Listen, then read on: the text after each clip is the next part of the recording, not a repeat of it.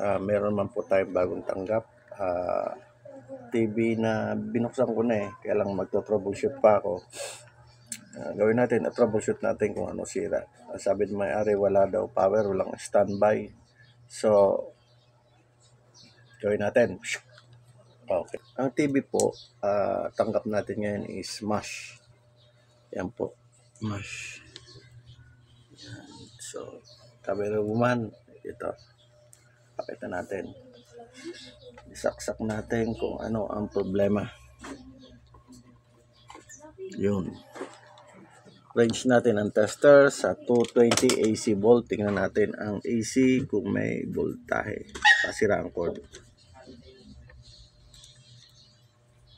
Yun, meron. So, meron, di ba? Yung capacitor naman, tingnan natin yung 400 volts, 450. Ito yan, oh. Isama mo rin yung kwan. Ayan. Tingnan natin kung meron. Meron. Okay, so ay kita na nga, may kuha na yung resistor.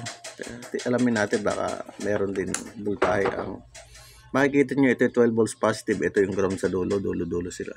Ayan, tingnan natin sa tester. Wala.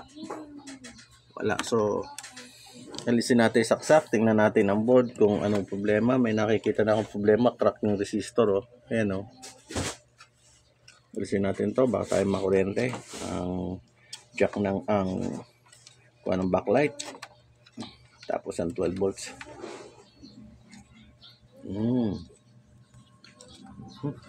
Sariwa. Uy, sunog pala siya, mga ka-technician ko. Hindi na natin alam yung nito, yung value ng mga resistor. Sure win ako ito, sira regulator, or tinamaan din tong diode. Okay, so tingnan natin kung meron tayo nito. Pero hindi ko na-referent to Hindi mo makukuha kung ano mga value ng resistor. Baka tong IC na maliit, sira na rin to. So tingnan natin kung meron tayo nito. Tingnan mo nga sa bag. Tingnan natin sa bag na mahiwaga kung meron.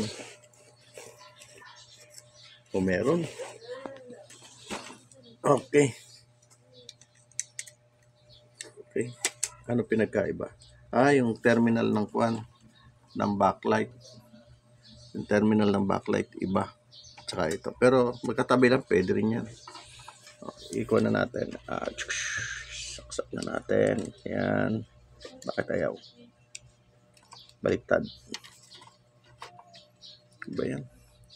Nanginginig na, matanda na kasi. Yan. Ayaw sumiyot. Baliktad. Yan. Tapos yung 12 volts saan? Ito ang 12 volts. O yan. Madali lang maisaksak. Pagbaliktad hindi magkakasya. Yung AC. Ito. Yan. Okay. Wala na bang namali? Sige, tama. Okay. Saksak na natin Tingnan natin kung ano mangyayari. Uy! Tignan mo. Nag-standby. Kanina walang standby yan, di ba? Kita ba? Tingnan natin dito. Ayaw. Sa kabila. Sa baba. Yun. Lumabas na. Talagang power supply lang talaga yung sira. Hindi na tayo pinahirapan mag-repair. Meron tayong pampalit. Talagang siguro ang nangyari rito, overuse to. Kaya ganyan. Kaya putok siya.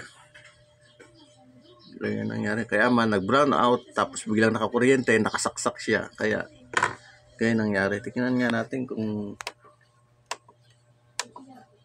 volume. Ayan. Ano ba yung nangyayari? Ayan. Yun. Okay. Wala na problema. Okay na. So, hindi man lang tayo pinagpawisan. Hindi tayo nag-isip masyado. Power supply lang ang pinalitan natin.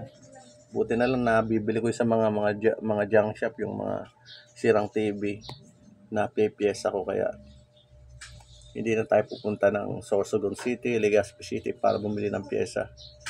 Yun lang po, sana may natutunan yung mga ka-technician ko. Maliit na bagay lang naman to, hindi masyadong masakit sa ulong repair na to. Kaya yung magpapaservice, PM na lang po ako. 0920-761-5460. May isa pa akong number, 0947-143-9579. Tagalog Electronics po, Irusin Sorsogon. Ay nga pala, yung aking camera woman, yung anak kong maganda. Simula bata hanggang ngayon. Maganda pa rin. Okay.